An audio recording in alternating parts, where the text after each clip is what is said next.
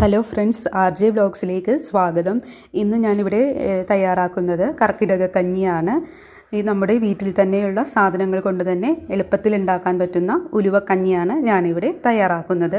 ഇതിന് വേണ്ട ചേരുവകൾ: 1/4 കപ്പ് ഉലുവ, 2 ടേബിൾ സ്പൂൺ ചെറുപയർ, 1 കപ്പ് നുറുക്കലരി. നിങ്ങൾക്കിതിന് പകരം നുറുക്ക് ഗോതമ്പ് ഉപയോഗിക്കാം, കുത്തരി ഉപയോഗിക്കാം, പച്ചരിയും ഉപയോഗിക്കാം. ഇനി നമുക്കിതൊരു 9 മണിക്കൂർ വരെ കുതിർത്തി വെക്കണം.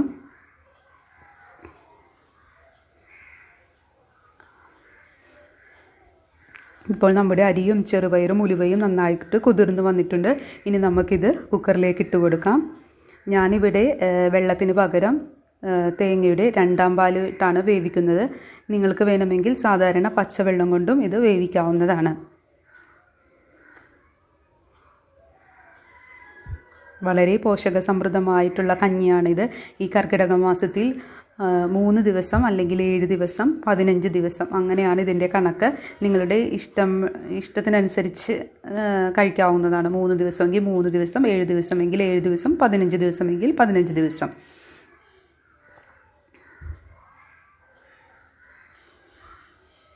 ഇനി നമുക്കിത് ഗ്യാസ് കത്തിച്ച് 3 വിസിൽ, ഹൈ ഫ്ലെയിമിൽ 3 വിസിൽ വരുന്നത് വരെ വേവിച്ചെടുക്കാം.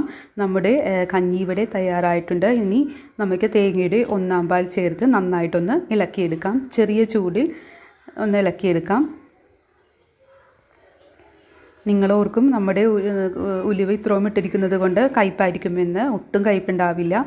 ഇതിൽ നമ്മൾ ഉപ്പ് ചേർക്കാറില്ല. നിങ്ങളുടെ താല്പര്യം അനുസരിച്ച് ഉപ്പ് ചേർക്കാവുന്നതാണ്.